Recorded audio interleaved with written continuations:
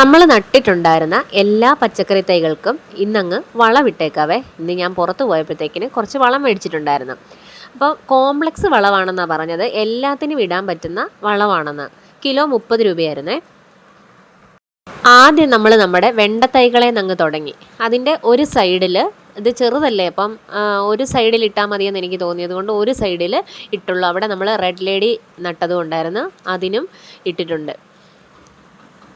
ഈ കൂടെ പ്രത്യേകം എടുത്ത് ഞാനൊരു കാര്യം പറയുവാണേ.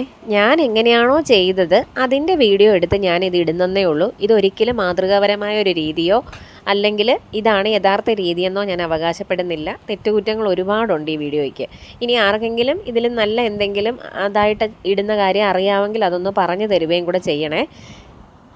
ഇത് ഒരു സ്ഥലത്ത് തന്നെ പരസ്പരം അടുത്തടുത്താണ് നിൽക്കുന്നത്. അതുകൊണ്ടാണ് ഞാൻ ഈ ഒരു സൈഡിലായിട്ട് ഇത് ഇട്ട് കൊടുക്കുന്നത്. കാരണം അപ്പുറത്തെ സൈഡിലെ വേരിന് ഈ അപ്പുറത്ത് നിൽക്കുന്ന വെണ്ടയുടെ സൈഡിലത്തെ അവിടെ ഇട്ടേക്കുന്ന വളം കിട്ടുമെന്ന് എനിക്കൊരു മനസ്സിൽ എന്തോ ഒരു ഐഡിയ തോന്നിയിട്ടാണ് അങ്ങനെ ചെയ്യുന്നത്.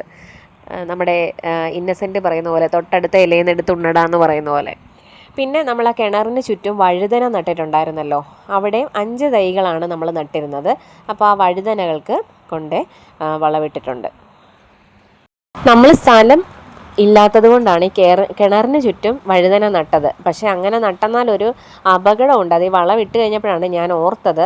ഇപ്പം നല്ലതായിട്ട് മഴ പെയ്യുന്നുമുണ്ട്. അപ്പം നമ്മൾ ഈ ഇടുന്ന വളം കിണറ്റിനകത്തോട്ട് ഇറങ്ങാനുള്ള സാധ്യത ഉണ്ടല്ലോ എന്ന്. ഏതായാലും നമ്മൾ ചെറിയ തൈകളായതുകൊണ്ട് ശകലം വീതം ഇട്ടിട്ടുള്ളൂ. അങ്ങനെ കുഴപ്പമൊന്നും ഇല്ലായിരിക്കും എന്ന് നമുക്ക് പ്രതീക്ഷിക്കാം.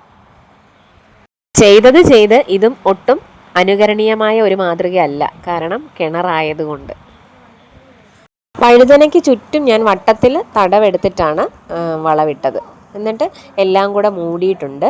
എന്നിട്ട് മൊത്തത്തിൽ അതൊരു വെള്ളം ഒഴുകി പോകാനുള്ള സൗകര്യം ഉണ്ടാക്കി മൊത്തത്തിൽ വലിയൊരു തടവെടുത്തിട്ടുമുണ്ട് അതിന് ചുറ്റും.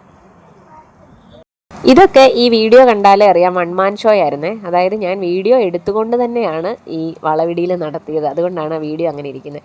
ഇത് കണ്ടോ, നമ്മുടെ ആദ്യ കാലങ്ങളിൽ ഞാനിട്ട ഒരു വീഡിയോയ്ക്കകത്ത് ഇതുപോലെ പന്തലിടുന്നത്, അതായത് വെർട്ടിക്കൽ പന്തലിടുന്ന ഒരു വീഡിയോ ചെയ്തിട്ടുണ്ടായിരുന്നു. അന്നത്തെ ആ പയറാണ്. ഇത് കണ്ടോ, വള്ളി വീശി നല്ല സുന്ദരിയായിട്ട് വളർന്നു വരുന്നുണ്ട് ആരോഗ്യത്തോടെ. അപ്പോൾ അതിനും കൂടെ ഞാൻ ഈ കൂട്ടത്തിൽ തന്നെ വളമിട്ട് കൊടുത്തിട്ടുണ്ട്. അതിൻ്റെയും ചുറ്റും തടവെടുത്ത് ചുറ്റിനും അങ്ങ് വളമിട്ടിട്ടുണ്ട്. ഈ വീഡിയോയ്ക്ക് ഒത്തിരി തെറ്റുകുറ്റങ്ങളുണ്ടെന്ന് എനിക്കറിയാം. അതുകൊണ്ട് എന്തെങ്കിലും നിർദ്ദേശങ്ങളോ അല്ലെങ്കിൽ തെറ്റോ ഒക്കെ ഉണ്ടെങ്കിൽ ഒന്ന് പറഞ്ഞു തരണേ. പണിയായുധങ്ങളും കഴുകി ഇന്നത്തെ പണി അവസാനിപ്പിച്ചു.